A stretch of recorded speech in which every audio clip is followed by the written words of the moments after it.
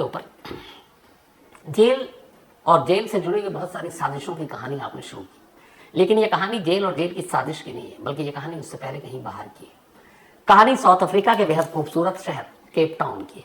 Cape Town में हमेशा एक बहुत अच्छा स्टेडियम है क्रिकेट का। इंडिया जब जाती है एक टेस्ट मैच या वनडे वहां जरूर होता है, या T20।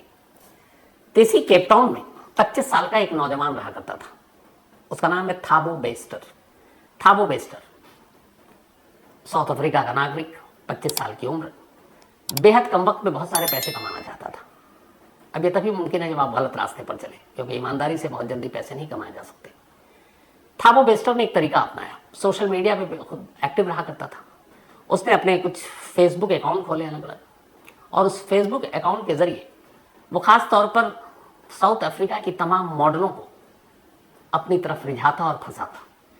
वो उन मॉडल्स को फेसबुक के जरिए अप्रोच करता और फिर उन्हें अच्छे अच्छे असाइनमेंट, अच्छे मॉडलिंग असाइनमेंट, ये सब दिलाने के नाम पर वो उनके कांटेक्ट में आता, उनसे दोस्ती करता। हर कोई अपना करियर बनाना चाहता है, नाम कमाना चाहता है, शोहरत कमाना चाहता है, दौलत कमाना चाहता है। तो ऐसी बहुत सारी मॉडल है जो थी कि चलो एक प्लेटफॉर्म मिल रहा है, अच्छी मॉडल बनेंगी, अच्छा प्लेटफॉर्म मिलेगा। तो ऐसी मॉडल का भरपूर फायदा उठाता थाबो बेस्टर। वो उन मॉडल के संपर्क में आने के बाद उनसे दोस्ती करता, फिर अचानक मौका देखकर वो उनका रेप करता, उनके पैसे लूटता और भाग जाता।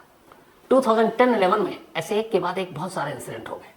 बहुत सारी ऐसी लड़कियां जो मॉडल बनना चाहती थी, उन्हें लगा कि ये अच्छा मौका है, और वो थाबो बेस्टर के इस जाल में फंसनी चली गई। एक एक करके उसने न मालूम कितनी ही मॉडल से दोस्ती की, फिर उनका रेप किया, उनके पैसे लूटे और भागता गया। 2011 में आखिरकार 2 मॉडल ने बड़ी हिम्मत की, क्योंकि एक तो उनको ये लग रहा था कि ये सोशल मीडिया पे चीज़ें आएंगी कि उनके साथ रेप हुआ, बाकी सारी चीज़ें।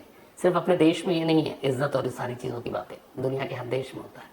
तो बेचारी वो लड़कियां खामोश रहती, लेकिन 2 मॉडल ने हिम्मत की और उन्होंने पुलिस में जाकर FIR लिखा दी। उन्होंने बताया कि हमें फेसबुक के जरिए इस तरीके से ये हुआ। तो जब ये FIR लिखाई इन दोनों लड़कियों ने, खबर मीडिया तक पहुंची। उसके बाद पुलिस ने तफ्तीश शुरू की, तो धीरे धीरे बहुत सारी और आई कंप्लेन। तो पता चला कि इसने बहुत सारी मॉडल्स को ऐसे इस तरीके से ठगा, उनका रेप किया है। फिर वहां की मीडिया ने थाबो बेस्टर का नाम ही रख दिया फेसबुक रेपिस्ट। तो ये पूरे साउथ अफ्रीका में फेसबुक रेपिस्ट के नाम से कुख्यात हो गया। अब पुलिस उसके पीछे पड़ी रही। आखिरकार अक्टूबर 2011 में जब ये कंप्लेंट हुई, उसके महीने भर के बाद सितंबर में कंप्लेंट दर्ज हुआ, और अक्टूबर 2011 में पुलिस ने थाबो बेस्टर को गिरफ्तार कर लिया। गिरफ्तार करने के बाद उस पर मुकदमा चला केप टाउन की कोर्ट में। चूंकि 2 गवाह थी और एक विक्टिम थी, कुछ और कंप्लेनेंट सामने आई, तो अदालत ने रेप, धोखा देना और उन्हें लूटपाट, उनके साथ लाखों डॉलर भी उसने लूटे थे, इन सब के लिए 25 साल के थाबो बेस्टर को 50 साल कैद की सजा सुनाई। अगले 50 साल तक वो जेल में रहेगा। 2011 में ये कोर्ट का फैसला आया। अब उसके बाद उसे जेल भेज दिया गया। कुछ वक्त बीता, 2012 आ गया, साल भर अभी मुश्किल से नहीं हुआ था जेल में गए हुए थाबो बेस्टर को। तभी केप टाउन पुलिस को एक और इस रेप और मॉडल की तमाम तफ्तीश चल ही रही थी। तो एक पुराना केस 2011 का ही, और सितंबर से पहले जब ये गिरफ्तारी हुई उससे पहले एक केस फाइल पे नजर पड़ी। ये भी एक मॉडल थी जिसका नाम था तुहुलू। एक केप टाउन के गेस्ट हाउस में इसकी लाश मिली थी, इस मॉडल की। तो उस वक्त पुलिस ने तफ्तीश की, कोई मिला नहीं। अब इधर ये मामला फेसबुक रेपिस्ट का आ चुका था। तो फिर पुलिस ने कड़ियां जोड़ने की कोशिश की। उस गेस्ट हाउस में जिस मॉडल की लाश मिली, जिसकी केस फाइल अभी लगभग बंद थी, पुलिस ने उसे दोबारा खोला। तो उस मॉडल तुहुलू के लैपटॉप से एक मेल मिला, और वो मेल इसी थाबो बेस्टर का था, और वही सारे टेक्स्ट थे कि मॉडलिंग का कैरियर और ये और उसके लिए। तो पुलिस को लगा कि मेल बॉक्स के अंदर ये मेल है, और फिर उसकी लाश मिली है गेस्ट हाउस में, कनेक्शन क्या है। पुलिस ने अब थाबो बेस्टर से जेल में जाकर पूछताछ की। जैसी पूछताछ की, उसने कहा कि हाँ, उसका कत्ल मैंने किया है। पुलिस ने पूछा क्यों? तो उसने कहा असल में मैं उसको भी इसी तरह फेसबुक के जरिए मैंने फांसा, लेकिन फिर उसके बाद उससे धीरे धीरे प्यार हो गया, तो हम दोनों साथ वक्त गुजारने लगे। फिर एक रात जब मैं उस गेस्ट हाउस में था तो मुझसे लड़ पड़ी। उसने कहा कि हम अलग अलग नहीं रहेंगे, हमें शादी करनी है। बोला मैं उससे शादी करना नहीं चाहता था, मैं उससे पीछा छुड़ाना चाहता था, लेकिन वो बहुत वायलेंट हो गया और उसने कहा शादी तुमसे करेंगे। तो मुझे भी गुस्सा आया, मैंने चाकू उठाया और उसे मारा। बाकायदा उसने ये बात पुलिस और दोनों के सामने एक्सेप्ट कर लिया। जब उसने एक्सेप्ट किया तो 16 अगस्त 2012 को केप टाउन की ही कोर्ट ने उसे एक और उम्र कैद की सजा सुना थी। 50 साल पहले ही था, मतलब अब वो जब तक जिंदा है अंदर ही रहेगा, बाहर नहीं आएगा। अब इस केस के बाद जब उसको एक और उम्र कैद की सजा सुनाएगी तो जिस जेल में बंद था, फिर उस जेल से निकाल कर इसको ऐसे कैदियों को जो इस तरह के वहां पे ज्यादा खूंखार माने जाते हैं, तो केप टाउन में एक बहुत ही सुरक्षित जेल है, जैसे हालांकि कहूं कि ना कहूं तिहाड़ जेल, क्योंकि तिहाड़ जेल बहुत सुरक्षित है, इस पर शक होता है। तो खैर उसको वहीं केप टाउन की एक जेल है जिसका नाम है मैंगोंग जेल। तो इस मैंगोंग जेल में अब थाबो बेस्टर को भेज दिया गया। मैंगोंग जेल की खासियत यह कि साउथ अफ्रीका के वन ऑफ द मतलब मोस्ट सिक्योर जेल में से इसकी गिनती होती है, और उसकी एक वजह है। लोकल जो जेल में लोग स्टाफ हैं उनके ऊपर करप्शन के इल्ज़ाम लगते रहते हैं, जैसे हमारे यहाँ भी लगता है। तिहाड़ जेल के ऑफिशियल 84 के ऊपर तो केस है। तो इसीलिए इस मैंगोंग जेल को बाकी साउथ अफ्रीका की जेल से इसलिए अलग माना जाता है, क्योंकि इस जेल की जो सिक्योरिटी है वो सिक्योरिटी जो है एक ब्रिटिश सिक्योरिटी कंपनी है G4S, उसके हवाले है। यानी ब्रिटिश सिक्योरिटी कंपनी G4S इस पूरे जेल की सुरक्षा की जिम्मेदार है, वही इसकी जिम्मेदारी उठाती है, बदले में सरकार उसे पैसे देती है। तो अब इसी मैंगोंग जेल में बेस्टर को लाकर शिफ्ट कर दिया गया 2012 में। 10 साल बीत गए, बेस्टर की कहानी खत्म, कोई कुछ नहीं। वो अपनी पूरी जिंदगी अब बस गुजरने का इंतजार कर रहा है, क्योंकि जेल से बाहर आना नहीं है। 10 साल बीत गए, 2022 आ गया, पिछला साल 3 मई की तारीख थी, इत्तेफाक से अगले हफ्ते 3 मई आ जाएगी।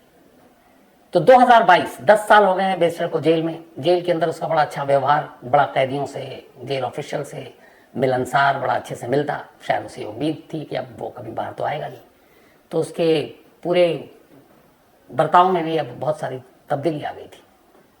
लेकिन तभी 3 मई 2022 को एक खबर आती है। खबर यह थी कि मैंगोंग जेल के एक सेल में आग लग गई, और जैसे ही आग लगती है जेल में सारे सिक्योरिटी स्टाफ हरकत में आते हैं, उस सेल की तरफ दौड़ते हैं, भागते हैं। सेल का दरवाजा खोला जाता है, सेल के अंदर धुआं ही धुआं, आग ही आग। वो जो बेड और सारे कपड़े थे वो सारे जल चुके थे, गद्दे वद्दे। अब उस सेल में एक पूरी तरह से जली हुई लाश पड़ी थी। फौरन उसको निकाला जाता है कि शायद कुछ जान बची हो, लेकिन पता चला मुर्दा है, वो मर चुका है। इत्तेफाक से ये सेल किसी और कैदी का नहीं बल्कि इसी थाबो बेस्टर का था, जिसमें वो 10 साल से बंद था।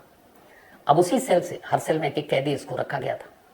एक लाश मिली, लाश बुरी तरह जली हुई, पहचानने के लायक नहीं।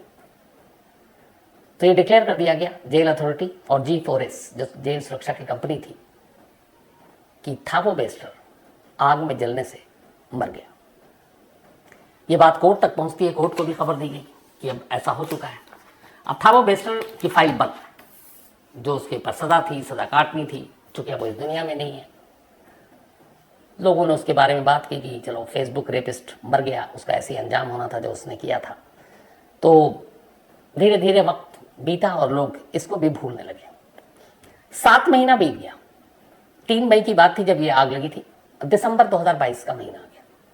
दिसंबर 2022 में वहां के एक न्यूज़पेपर में एक खबर छपी, और उस खबर के साथ एक तस्वीर छपी।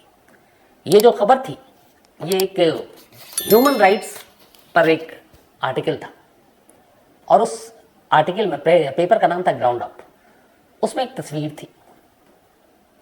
तस्वीर में एक सेलिब्रिटी डॉक्टर है, उनकी तस्वीर थी, उनके बच्चों की तस्वीर थी, और कोने में एक और शख्स की तस्वीर थी। जब ये तस्वीर छपी तो सोशल मीडिया पर अचानक एक सवाल के बाढ़ आ गई इस अखबार के इनमें इस खबर छपने के बाद। और सवाल ये था कि जो कोने में खड़ा शख्स है उस सेलिब्रिटी डॉक्टर के साथ, जिन डॉक्टर का नाम था नंदीफा मकदुमाना, तो इन डॉक्टर नंदीफा के साथ कोने में खड़ा वो शख्स कौन है? सोशल मीडिया पर इसको लेकर एक तरह से मुहिम शुरू हुई। ज्यादातर लोगों का मानना था कि कोने में खड़ा वो शख्स कोई और नहीं, थाबो बेस्टर है। लेकिन अब ये कैसे मुमकिन? और अखबार में छपी खबर के मुताबिक ये तस्वीर महीने भर पुरानी है, यानी नवंबर की, जबकि 3 मई को उस मैंगोंग जेल में आग लगी है और बेस्टर मर चुका है। बाकायदा ऑफिशियली इसका डिक्लेयर सब कर चुके हैं। अब जब बात चली कि ये कौन है, ये वही था वो बेस्टर है, बात पुलिस के कानों तक पहुंची। पुलिस के कान खड़े हुए। पुलिस को लगा ये पॉसिबल ही नहीं, वो तो जेल में मर चुका है, केस उसका क्लोज हो चुका है। फिर भी कंफर्म करने के लिए पुलिस की टीम डॉक्टर नंदीफा के घर पहुंचती है, क्योंकि वही जवाब दे सकती थी कि इस तस्वीर में कौन है। अब हैरान होने की बारी पुलिस की थी। जब वो नंदीफा के घर पहुंची तो पता चला घर में ताला लगा हुआ है। पड़ोसियों ने बताया कि वो जिस दिन से अखबार में खबर छपी उसी दिन से वो गायब है, पूरी फैमिली गायब है। अब पुलिस ने कहा कि ये क्या चक्कर है। पुलिस ने कहा कि अब इस खबर को कंफर्म करना चाहिए कि इस तस्वीर में वाकई थाबो बेस्टर है, और अगर वो है तो ये मुमकिन कैसे है, क्योंकि वो 3 मई को मर चुका है। अब इसके बाद लोगों ने भी आवाज उठानी शुरू कर दी, सरकार पर उंगली उठी, जेल प्रशासन पर उंगली उठी कि सब मिली भगत है, उसको भगा दिया गया है और उसे मुर्दा करार दिया गया, करप्शन है। वहां की अपोजिशन पार्टी ने भी मुद्दा उठा दिया। अब जब ये सारी चीजें मुद्दा उठाया गया तो पहली बार अब ये हुआ कि चलो जेल प्रशासन को कहा गया आप अपनी इंक्वायरी रिपोर्ट दीजिए। अब वहां से फिर से रिपोर्ट मांगी गई। मार्च 2023 में ऑफिशियली पुलिस को कहा गया कि आप इस मामले की तफ्तीश कीजिए। दिसंबर 2022 में तस्वीर छपी, 3 मई 2022 को आग लगने से मौत हुई, और उसके बाद मार्च 2023 अभी की बात कर रहा हूँ, पिछले महीने की, उसमें यह हुआ कि पुलिस को ऑफिशियली इस मामले की जांच कीजिए कि बेस्टर जिंदा है कि मुर्दा है। अब पुलिस ने ऑफिशियली जांच की, एक टीम पहुंची जेल। उसने कहा कि उस दिन जो हादसा हुआ उसके बारे में बताएं, उस दिन के सीसीटीवी फुटेज दिखाएं, पोस्टमार्टम रिपोर्ट दिखाएं। अब जब पोस्टमार्टम रिपोर्ट सामने आई तो उसमें चौंकाने वाली चीज थी। पोस्टमार्टम रिपोर्ट के हिसाब से जो उसमें सारी चीजें थी वो ये कि जिस शख्स की सेल में जलने से मौत हुई है उसके सिर पर कोई चोट के निशान मिले। दूसरा, उसके फेफड़े यानी लंग बिल्कुल साफ थे और धुआं या फिर आग की वजह से उसकी मौत नहीं हुई। शरीर बिल्कुल आग से जला, लेकिन दम घुटने से मौत नहीं हुई। और जब आग लगती है तो आदमी जलने के साथ साथ जो धुआं उठता है उससे सफोकेशन होता है, दम घुटता है, लेकिन उस शख्स का फेफड़ा बिल्कुल साफ था। इस पोस्टमार्टम रिपोर्ट का मतलब यह हुआ कि जब आग लगी तब वो शख्स जिंदा ही नहीं था, क्योंकि मुर्दा कभी सांस नहीं लेता, और अगर वो जिंदा होता और सांस लेता तो उसके फेफड़े में धुआं होता, लेकिन धुआं था नहीं। इसलिए क्लियर हो गया कि वो हादसे से पहले ही मर चुका था, मुर्दा था। अब ये पोस्टमार्टम रिपोर्ट मई में भी जेल ऑफिशियल देख सकते थे, तो उनको ये सोचना चाहिए था कि एक आग से एक शख्स की मौत हुई और उसका फेफड़ा बिल्कुल क्लीन कैसे है। साजिश उसी वक्त उनको बू उसकी सूंघनी चाहिए थी, लेकिन खैर। अब पोस्टमार्टम रिपोर्ट आई, पुलिस ने कहा सीसीटीवी कैमरा दिखाओ, तो पता चला जिस सेल में थाबो बेस्टर रहता था बस उसी सेल को कवर करने वाला कैमरा जो है वो खराब था 3 मई 2022 को। बाकी पूरे जेल का जो सिस्टम था वो सही काम कर रहा था। अब G4S की सिक्योरिटी थी, नामचीन कंपनी, उसके साथ पे धब्बा लगने जा रहा है। तो लेकिन ये कि वो जेल में अगर ये आग लगी तो वो कौन था और ये शख्स कौन था, पुलिस ने इसके आगे की जांच की। पोस्टमार्टम रिपोर्ट सामने, सीसीटीवी फुटेज है नहीं, तो अब बाकी क्या। तो फिर पता चला कि 3 मई को एक जेल की वैन में एक लाश आई थी, और ये जो लाश है ये जेल के अंदर लाई गई, और जहां पे ये सेल था थाबो बेस्टर का, वहां से एग्जिट गेट बिल्कुल करीब है, बराबर में। तो लाश आई। लाश आने के बाद जेल के एक स्टाफ ने फिर पुलिस को गवाही दी कि वो फंसने वाला है। उसने कहा कि उस लाश को थाबो बेस्टर के कपड़े पहनाए गए, उसके सेल में लाया गया, और थाबो बेस्टर को जेल ऑफिसर का कपड़ा पहनाया गया, और उसको उसी एग्जिट गेट से उस जेल की वैन में बिठा दिया गया, और वो वहां से निकल गया। और ये सब कुछ जेल के कुछ स्टाफ की मिली भगत से हुआ, जिथे उसने जो लाखों डॉलर उसने लूटे थे मॉडलों से वो रखा हुआ था, उस लालच में कि हम तुमको बाहर निकल कर इतने पैसे देंगे। तो कुछ जेल के ऑफिशियल, टॉप ऑफिशियल उससे मिले, उसके बाद उसे भगाने का इंतजाम किया, लेकिन यह था कि भागेगा तो फिर बात फैलेगी, फिर जेल स्टाफ पे उंगली उठेगी। तो ऐसा करें कि इसको भागा भी दें और कहीं कोई शक और सवाल भी ना हो। तो प्लानिंग ये हुई कि थाबो बेस्टर की जगह एक लाश को सेल में लाया जाए, उस लाश को जलाया जाए, और उस लाश को थाबो बेस्टर डिक्लेयर किया जाए। इस तरह से थाबो बेस्टर बाहर चला जाएगा, उसकी मौत की खबर दुनिया के सामने आएगी, थाबो बेस्टर का चैप्टर क्लोज हो जाएगा। और इसी साजिश के तहत बाहर से एक मुर्दा घर से एक लाश होना, शुक्र है यहाँ पे किसी का कत्ल नहीं किया, एक मुर्दा घर से एक लाश चोरी हुई। उस चोरी की लाश को एक जेल वैन तक पहुंचाया गया, जेल वैन गेट तक लेकर आई जेल के, और एक से जेल से उसको फिर सेल के अंदर डाला गया। उसने थाबो बेस्टर की जो कैदी नंबर वाली पूरी वर्दी है वो पहना दी, और फिर जेल ऑफिशियल के स्टाफ में वो जेल वैन में बैठकर वहां से निकलता है। और निकलने के बाद सीधे वो अपनी उसी डॉक्टर नंदीफा, पुरानी फ्रेंड थी, 2006 से दोनों की दोस्ती थी, और वो एक तरह से उसकी गर्लफ्रेंड थी। केप टाउन के एक बहुत ही पॉश इलाके में रहा करती थी डॉक्टर नंदीफा, स्किन की डॉक्टर थी, बहुत बड़े बड़े सेलिब्रिटीज की जो है वो डॉक्टर रही, तो उनका एक नाम था, अखबारों में तस्वीरें छपती थी। और इत्तेफाक से था वो बेस्टर की गर्लफ्रेंड 2006 से।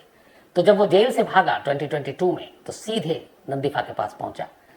किसी को चूंकि उसकी तलाश थी नहीं, उसकी तो मौत की खबर हो गई। वो आराम से उस पॉश एरिया में रहा, वहीं रहता रहा 7 महीने तक। लेकिन फिर उसके बाद अचानक एक खबर छपी, और इत्तेफाक से जब फैमिली फोटोग्राफ्स हो रहा था तो उसे लगा था कि वो इस फोटो में नहीं है, वो किनारे में है, सिर्फ फैमिली की फोटो आ रही है। लेकिन कैमरामैन ने गलती किया, सबसे अच्छा काम किया कि जब उसने क्लिक किया तो साइड में वो भी आ गया। बहुत सारी तस्वीरों में से जो रिपोर्टर थे और फोटोग्राफर, उन्होंने वही तस्वीर छाप दी। उसको देखकर लोगों का ध्यान गया और तब ये सच्चाई सामने आई।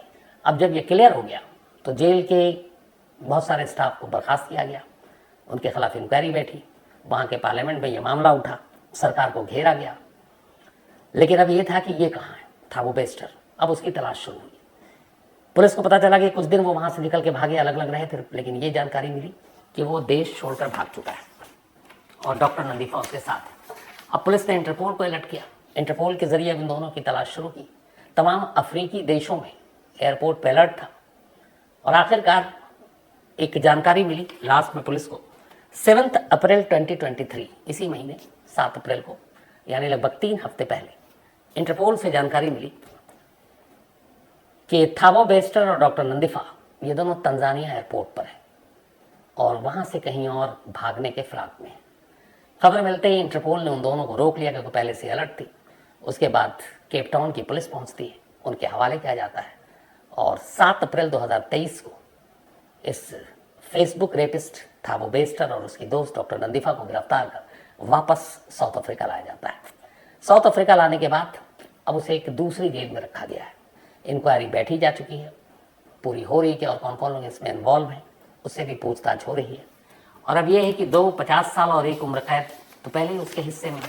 अब जेल तोड़कर भागना, साजिश रचना, एक लाश को आग के हवाले करना, और भी इतने जुर्म हो गए हैं कि अब एक और उम्र कैद या एक और 50 साल उसके हिस्से में आए तो हैरानी की बात नहीं होगी। लेकिन कानून चाहे कितने साल उसको और बढ़ाता रहे, है तो इंसान जिंदगी वही 50 60 70 80 90 100 साल। सेंचुरी जो मार लें वो खुशकिस्मत हैं, वरना एवरेज आप देखें तो बहुत कम है। तो इस वक्त उसकी उम्र करीब ऑलरेडी 36 साल के करीब हो चुकी है, 36 37। 50 भी अगर इसमें डाल देते हैं तो 87 80 85 होगी। इससे ऊपर फिर कहाँ जा पाएगा। तो बाकी खाना पूर्ति है और उम्र कैद और चीज़ें डालते रहें, लेकिन जो पहले ही उसको सजा है 50 साल की, शायद वही वो पूरी ना कर पाए।